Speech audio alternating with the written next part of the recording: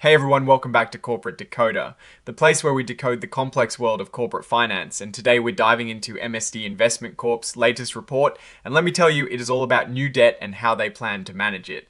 Before we jump in, if you love getting these straight to the point corporate breakdowns, smash that subscribe button. And hey, we've got a growing community on Discord where we chat about these filings and more. Link is in the description below, so come join us. Alright, so let's talk about MSD Investment Corp. The big news here is a massive new loan, or as they call it, notes. They've just issued $400 million worth of these notes, and they're due in 2031. Think of these notes as a big borrowing from investors, and MSD promises to pay them back with interest. This specific deal involves something called a second supplemental indenture. Basically, this is an update or an addition to an existing agreement called the base indenture. It is like adding a new chapter to a contract to cover this new chunk of debt. The main point is this $400 million issuance designed to raise capital for the company. Now, what does this $400 million borrowing actually mean for MSD Investment Corp? It is being used to pay down some existing debts and for general company stuff. This is pretty standard. Companies often borrow to manage their finances, maybe to get better interest rates or free up cash for new projects. One interesting part of this deal is that these notes are unsecured. That means there is no specific asset that investors can claim if MSD can't pay them back. Their promise to pay is based on the company's overall financial health.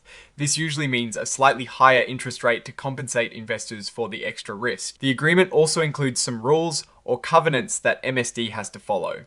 One of those is to keep up with certain regulations from the Investment Company Act of 1940. This is important because it shows they're operating within specific legal frameworks. They also have to keep providing financial updates to the note holders, especially if they stop filing regular reports with the Securities and Exchange Commission, or CC. This is a way to ensure investors stay informed. There is also a clause about what happens if the company gets taken over, which they call a change of control repurchase event.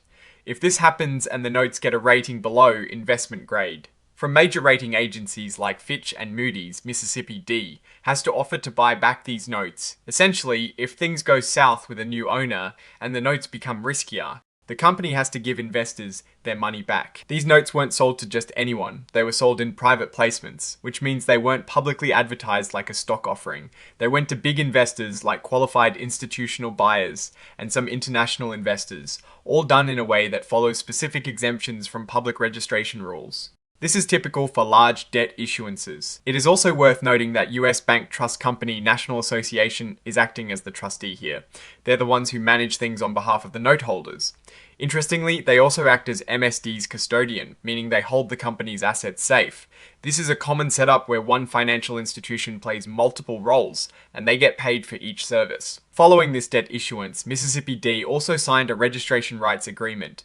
This agreement is with the banks that helped sell these notes. The key part here is that MSD has to file a registration statement with the CC. This is so they can essentially offer to exchange these privately sold notes for new registered notes. This makes the notes more freely tradable down the line. If they don't meet these obligations, they have to pay extra interest. Now, for something really interesting that's not directly about the notes, but is tied to them, MSD has also entered into an interest rate swap. This is a financial tool to manage risk. Since MSD's investments are mostly in loans that have interest rates that can change, they've used this swap to make sure the interest rate on their new debt matches the variable rates on their investments. They're receiving a fixed 6.125% interest and paying a variable rate based on SOFR, which is a common benchmark for short-term interest rates, plus a spread.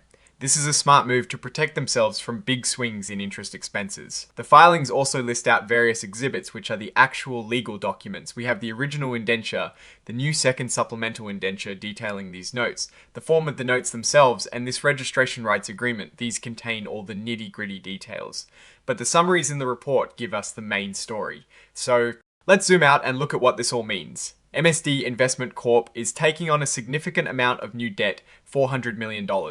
This is a strategic move to refinance existing obligations and likely to fund future investments. The fact that they're using an interest rate swap shows they're actively managing their financial risks, which is a good sign. It means they're not just borrowing money, they're trying to do it in a way that protects their bottom line. However, taking on more debt always comes with risks. If the company's investment portfolio doesn't perform as expected, or if interest rates rise dramatically beyond what the swap can cover, they could face pressure. The unsecured nature of these notes also means that in a severe downturn, investors might have less recourse compared to secured debt. The covenants in the agreement are designed to keep them on the right track, but like any contract, their effectiveness depends on enforcement and the company's willingness and ability to comply. In my opinion, Mississippi D Investment Corp appears to be making calculated moves to manage its capital structure and hedge against interest rate volatility. The new debt issuance, combined with the interest rate swap and the registration rights agreement, suggests a proactive approach to its financial management. The key will be their ability to generate returns from their investments that comfortably cover these new financing costs, and to maintain the financial health required to meet all their obligations. It is a solid strategy for a company in their line of business, but it is not without its inherent risks. They are essentially betting that their investment portfolio will consistently outpace the cost of borrowing. Alright, that is our breakdown of MSD Investment Corp's latest filing. What is your take on these numbers and what they signal for the company's future? Drop your thoughts in the comments. If this analysis was valuable, hitting that like button really helps. And subscribe for more deep dives. Don't forget to check out the Discord in the description. Thanks for watching. See you next time.